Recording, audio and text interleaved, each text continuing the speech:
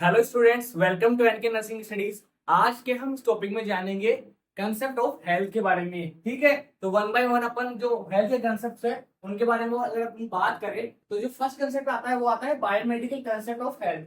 ठीक है, तो बायोमेडिकल कंसेप्ट में क्या बताया गया है?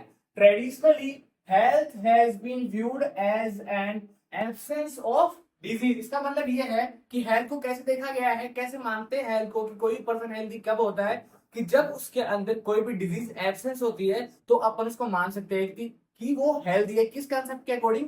ये जो बायोमेडिकल कंसेप्ट है उसके अकॉर्डिंग हम क्या मान सकते हैं कि एब्सेंस ऑफ डिजीज क्या होती है, एक पर्सन की हेल्थी स्टेट को वहां पे बताती है। आगे अपन बात करें, and if one has free from disease then the person was considered healthy.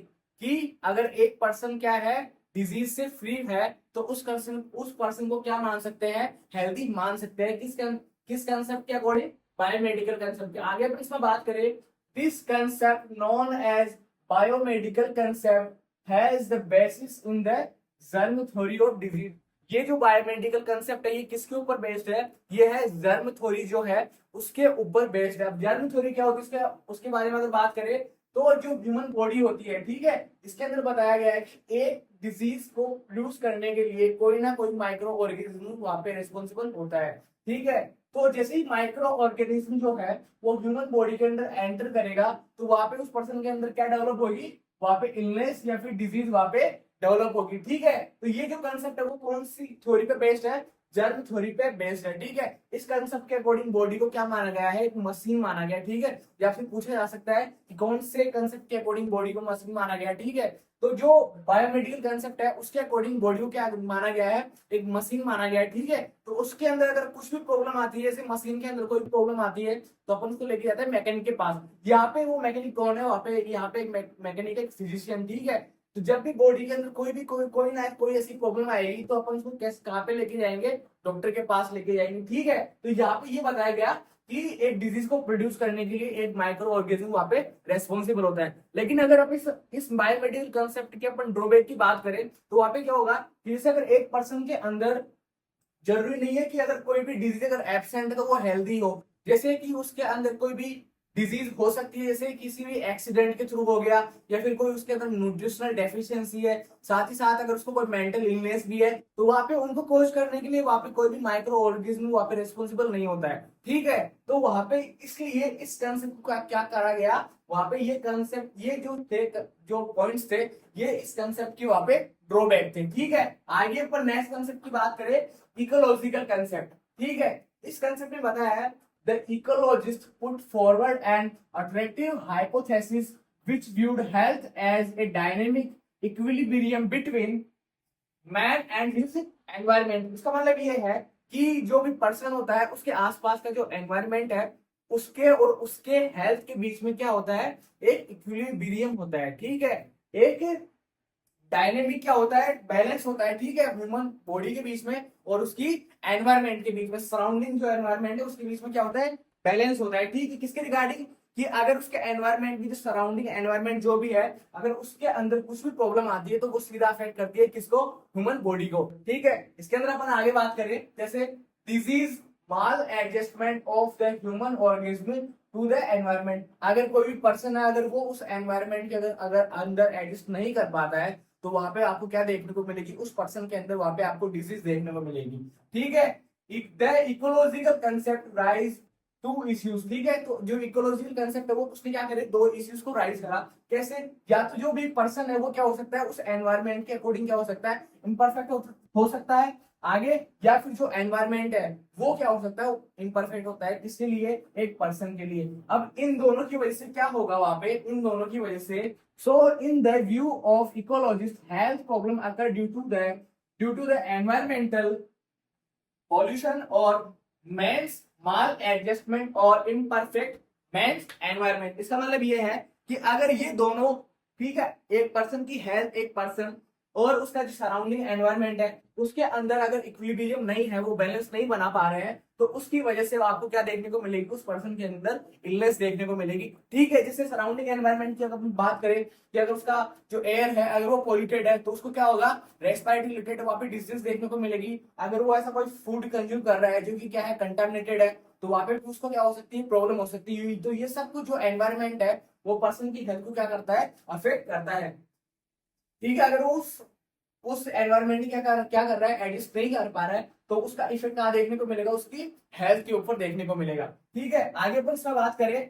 ठीक, अब जैसे इसने बताया कि सराउंडिंग एनवायरनमेंट मतलब जो एक्सटर्नल एनवायरनमेंट होता है, इसके ड्रॉबैक की बात करें, जो एनवायरमेंटल जो इकोलॉजिकल कंसेप्ट है इसके ड्रॉबैक की बात करें, तो इसने बताया कि जो एक्सटर्नल एनवायरनमेंट होता है पर्सन का, वो क्या करता है, उसकी हेल्थ को वहां पे अफेक्ट करता है। ठीक है, अगर अपन इसके ड्रॉबैक की बात करें तो उसमें जो पर्सन का जो इंटरनल एनवायरनमेंट है वो भी उसकी हेल्थ को क्या करता है, इफेक्ट करता है। जैसे अगर कोई पर्सन को कोई भी जेनेटिक डिसऑर्डर हो रहा है, जैसे डाउन सिंड्रोम हो गया, ठीक है, साथ ही साथ कोई मेंटल रिटार्डेशन है, तो वो सब चीजें भी उसकी इलनेस को कॉज करने के लिए वहां पे क्या होती है, रेस्पॉन्सिबल होती है। ठीक है, तो इसके अंदर क्या हो गया कि जो इकोलॉजिकल कंसेप्ट है उसके ड्रॉबैक अपन ने इनके बारे में यहाँ पे बात करी। आगे अपन थर्ड कॉन्सेप्ट की बात करें तो वो होता है साइको सोशल कंसेप्ट। ठीक है, इसके अंदर अपन बात करें, health is not only A biomedical phenomena but one which is influenced by social, psychological, cultural and economic and political factors of the people and concern. तो जिस सोसाइटी में एक पर्सन रहता है वो सोसाइटी भी उसकी हेल्थ को क्या करती है, अफेक्ट करती है। जैसे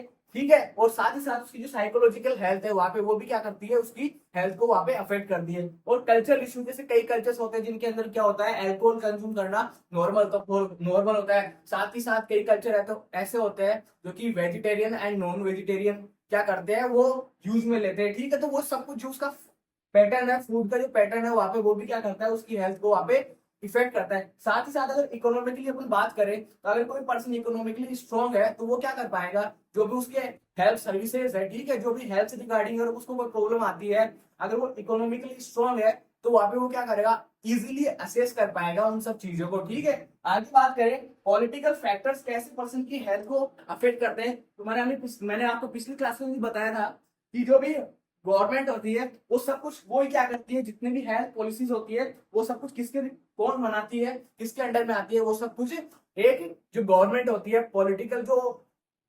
पॉलिटिकल फैक्टर्स होते हैं उनके अंदर क्या होता है कि वो उसकी जो भी हेल्थ पॉलिसीज है अगर वो सही से नहीं अप्लाई हो पा रही है पीपल्स के ऊपर, पॉपुलेशन के ऊपर, तो उनका ड्रॉबैक सीधा सीधा आपको कहाँ पे देखने को मिलेगा, एक पर्सन की हेल्थ के ऊपर देखने को मिलेगा।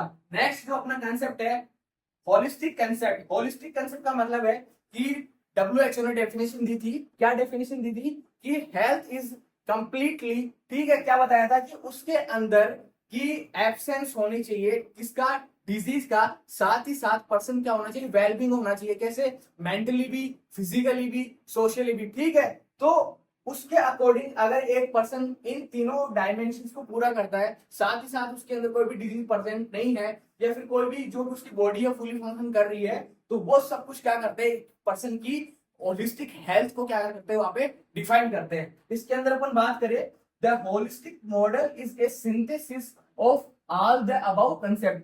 तो ये जो अपन ने जो तीन कंसेप्ट की बात करी, इनका अगर अपन क्या करें, इनका अपन निचोड़ निकाले, ठीक है, इनको कंसाइज करें, तो ये सब कुछ किसके अंडर आएगा, इन सबको मिला के अगर अपन बात करें तो ये सब कुछ किसके आएगा, एक पर्सन की जो होलिस्टिक हेल्थ है उसके अंदर जो कंसेप्ट है उसके अंदर अपन इन सबको क्या करते हैं, पढ़ते हैं।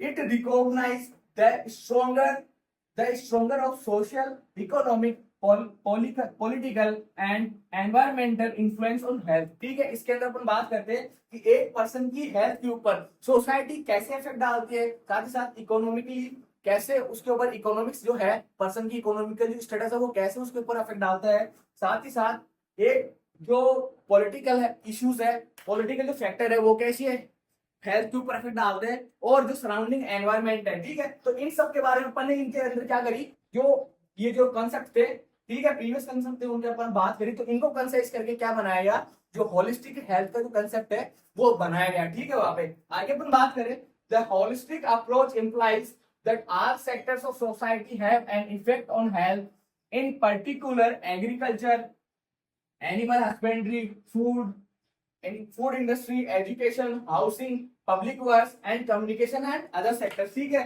तो अगर होलिस्टिक सेक्टर की अपन बात करें, ठीक है, होलिस्टिक हेल्थ की अगर अपन बात करें तो उसके अंदर कौन कौन से ऐसे फैक्टर्स को इंक्लूड करा गया कि जैसे एग्रीकल्चरल है, अगर एक पर्सन को अच्छा फूड मिल रहा है वहां पे, ठीक है, तो वहां पे उसकी क्या होगी, हेल्थ अच्छी होगी वहां पे। अगर जो भी एनिमल्स से जो प्रोडक्ट आ रहे हैं, दूध हो गया, अगर अच्छा उनको अपन अच्छा फूड दे रहे हैं तो वो भी अपने को क्या करेंगे, अच्छा अपने को फूड देंगे। ठीक है, अगर अपन उनको अच्छा खिलाएंगे तो अपने को भी जो भी उनसे मिलने वाली जो चीजें जैसे दूध हो गया, ये सब कुछ अपने को अच्छा मिलेगा, अच्छा क्वालिटी का मिलेगा। ठीक है, तो ये सब कुछ चीजें क्या करती है, एक पर्सन की हेल्थ को वहां पे अफेक्ट करती है। अगर अच्छा फूड मिल रहा है पर्सन को तो वो भी क्या करता है, उसकी हेल्थ को मेंटेन करने में, साथ ही साथ उसकी हेल्थ को बनाए रखने में, प्रमोट करने में वहां पे मदद करता है। अच्छी एजुकेशन होती है पर्सन के पास तो भी उसकी हेल्थ को इंप्रूव करने में क्या करती है, मदद करती है। हाउसिंग भी अफेक्ट करती है। ठीक है, अगर एक पर्सन के पास रहने के लिए अच्छी जगह है तो भी उसकी हेल्थ को क्या करती है, वो प्रमोट करती है। ठीक है, उसको इलनेस से होने से बचाती है वहां पे। आगे अपन बात करें public works and communication and other sectors, जो भी पर्सन एक सोसाइटी के अंदर रह रहा है उनके बीच के अंदर कैसा कम्युनिकेशन हो, कैसा कोऑर्डिनेट करके रह रहा है वहां पे, तो ये सब चीजें वहां पे उसकी हेल्थ को क्या करती है, अफेक्ट करती है। आगे अपन नेक्स्ट बात करें तो ये जो कंसेप्ट है, होलिस्टिक कंसेप्ट है, वो क्या करता है, वो किसके ऊपर फोकस करता है, एक पर्सन की हेल्थ को प्रमोट करने में। ठीक है, और साथ ही साथ उसकी डिजीज, उसको डिजीज से प्रोटेक्ट करने के लिए जो होलिस्टिक कंसेप्ट है ये मेनली फोकस करता है इन दो के ऊपर। ठीक है, कि उस पर्सन की हेल्थ को क्या कर सके, बचाया जा सके, किससे, डिजीज से, साथ ही साथ उसका जो हेल्थ स्टेटस है उसको प्रमोट किया जा सके। तो ये अपन ने वन बाय वन बात करी किसकी, कंसेप्ट ऑफ हेल्थ के बारे में। ठीक है, आई होप आप लोगों को ये टॉपिक समझ में आया होगा। मिलेंगे नेक्स्ट क्लास में एक नए टॉपिक के साथ, तब तक के लिए पढ़ते रहिए and thank you so much.